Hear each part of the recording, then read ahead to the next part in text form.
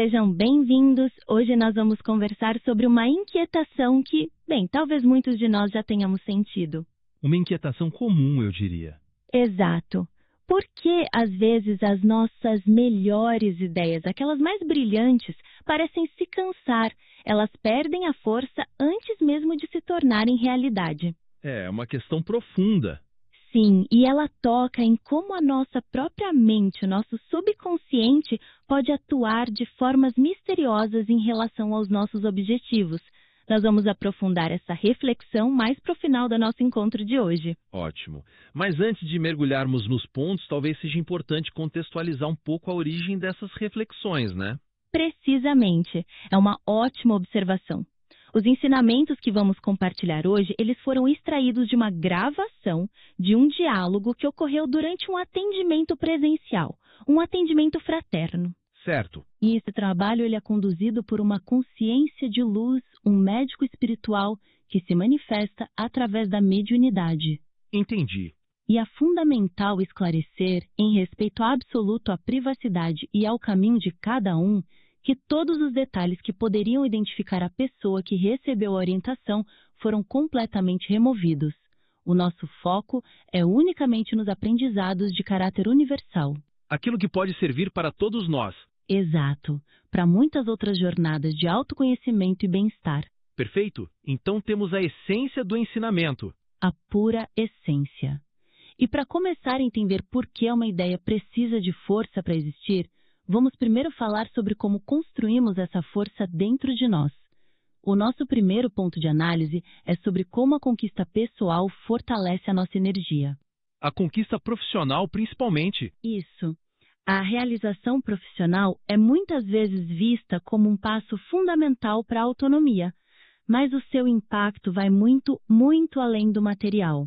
E como isso acontece? Frequentemente, nós olhamos para uma promoção ou um projeto bem-sucedido, seja nosso ou de alguém próximo, e medimos seu valor em termos de status ou de ganho financeiro. A fraqueza aqui está em não perceber o profundo fortalecimento que esses momentos trazem para o nosso campo energético. Isso é interessante. Geralmente celebramos o resultado visível, né? O novo cargo, o reconhecimento. Mas o que seria, em termos práticos, esse fortalecimento do campo energético? Como podemos perceber isso além de uma sensação de felicidade ou orgulho?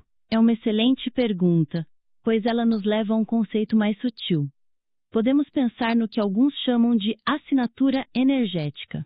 Assinatura energética? Imagina que cada um de nós tenha uma espécie de impressão digital vibracional, sabe? Uma qualidade única que a gente irradia para o mundo, moldada por nossos pensamentos, sentimentos, nosso estado de consciência. Entendo. Como algumas pessoas que trazem uma calma para o ambiente. Exatamente. Outras, uma agitação. Essa é a assinatura delas em ação. Quando nós conquistamos algo significativo, através do nosso próprio esforço, essa assinatura se torna mais nítida, mais definida e coesa. Faz sentido a analogia. Então, a conquista de um espaço profissional, por exemplo, não é só ocupar uma cadeira, mas sim afirmar a nossa energia naquele espaço? Perfeito. A autonomia conquistada torna essa impressão digital mais forte, mais clara. A sugestão de melhoria é, portanto, ressignificar essas conquistas. Como fazemos isso? Ao alcançar um objetivo, podemos fazer um pequeno exercício de reflexão. Além da celebração externa, podemos nos perguntar: como essa conquista me fortaleceu por dentro? Que parte de mim se tornou mais sólida, mais autônoma? Uma reflexão interna. Sim. Por exemplo, ao ver alguém próximo ser promovido, em vez de pensar só no novo salário, podemos reconhecer: olha, ali está uma consciência que firmou sua autonomia, que fortaleceu sua energia no mundo. Esse fortalecimento é um pilar essencial, é o combustível que mais tarde vai alimentar a materialização daquelas ideias que mencionamos no início. Entendi. É como construir a fundação antes de erguer o prédio, né? A energia consolidada nas conquistas se torna a base para novos projetos. Exatamente. E falando em novas situações, isso me leva ao segundo ponto. Como lidamos com os desafios, especialmente nos relacionamentos? A forma como encaramos uma nova liderança ou um novo ambiente de trabalho pode ser completamente transformada por essa consciência da nossa própria vibração. Sem dúvida. A tendência mais comum diante do desconhecido é de se armar. A defensiva. Isso. Uma nova chefia, um colega de equipe com um temperamento diferente. A reação inicial costuma ser de apreensão, às vezes até desânimo. Essa postura, no entanto, cria um bloqueio energético antes mesmo que a relação comece. É uma fraqueza sutil, porque parece autoproteção, mas na verdade é uma barreira que impede a harmonia. Mas essa cautela não é uma reação natural?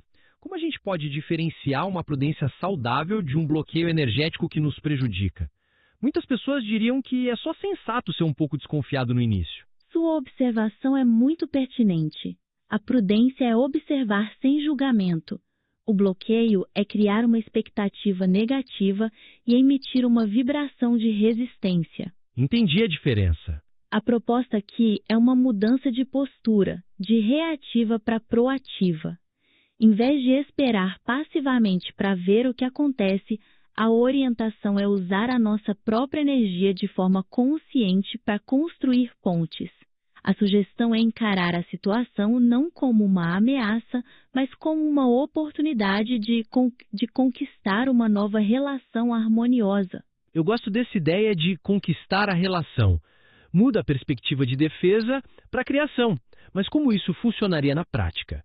Se sinto uma apreensão natural, como posso projetar uma vibração positiva de forma intencional? Para alguns, isso pode soar um pouco abstrato. Podemos tornar isso bem concreto.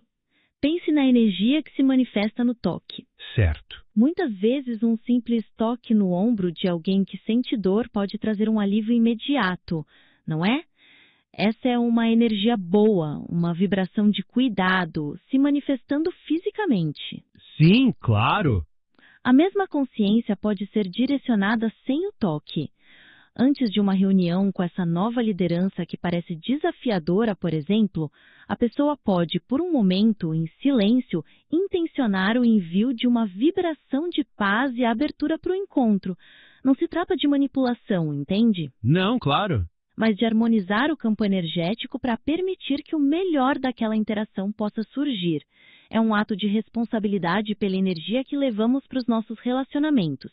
Isso, por sua vez, preserva a nossa própria energia para o que realmente importa. A nossa evolução e os nossos projetos. É uma ferramenta poderosa.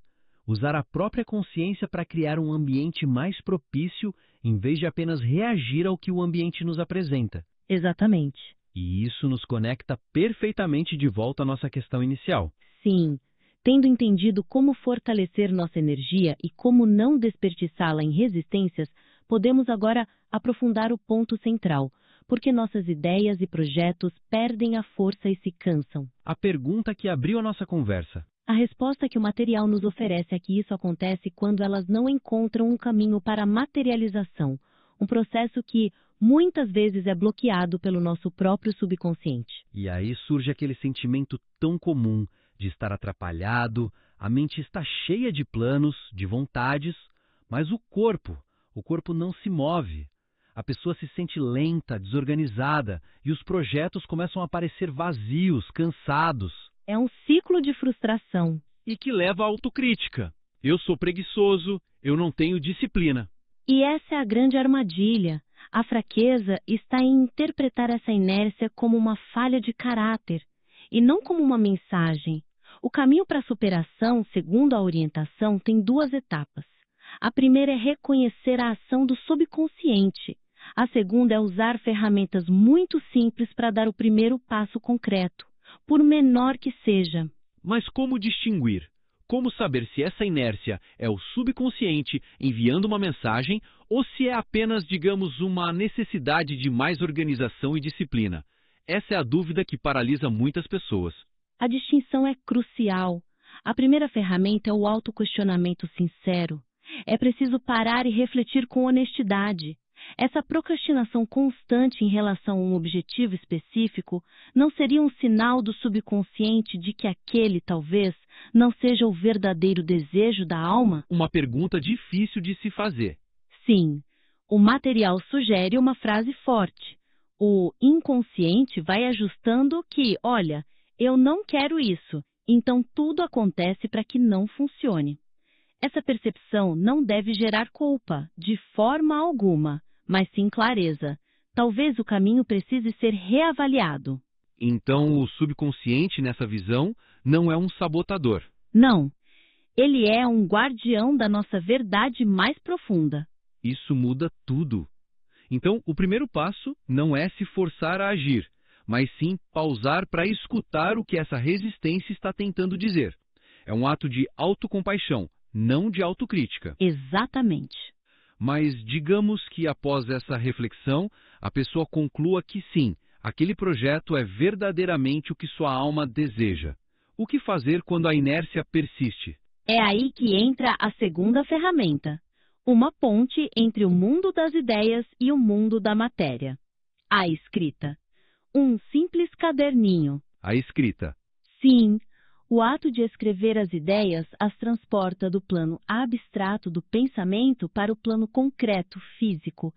É o primeiro e talvez o mais importante passo da materialização. Não precisa ser um plano complexo. De forma alguma. Não se trata de criar um plano de negócios perfeito, mas de dar um corpo físico a um pensamento. É o que o material chama de endereçamento energético. Ao escrever, você sinaliza para si mesmo e para o universo a sua real intenção de agir. É o início do movimento. A escrita como o primeiro ato de criação. Entendi.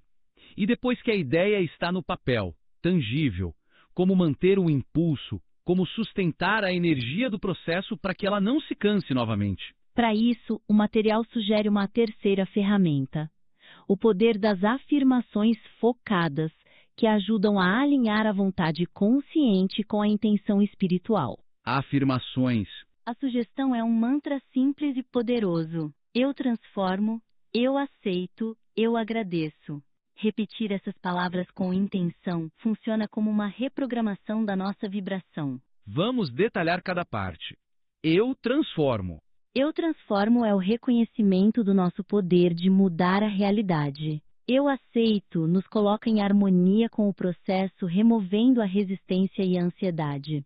E eu agradeço eleva a nossa frequência, abrindo os caminhos para que a ajuda espiritual e as sincronicidades possam ocorrer. Um conjunto de práticas, então. Sim, a reflexão para encontrar a verdade, a escrita para iniciar a materialização e a afirmação para sustentar a energia.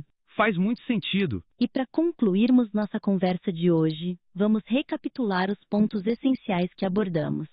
Sim, vamos lá. Primeiro, nós exploramos a importância de ver as nossas conquistas, especialmente as profissionais, como marcos de fortalecimento da nossa assinatura energética, da nossa autonomia espiritual e não apenas como ganhos materiais.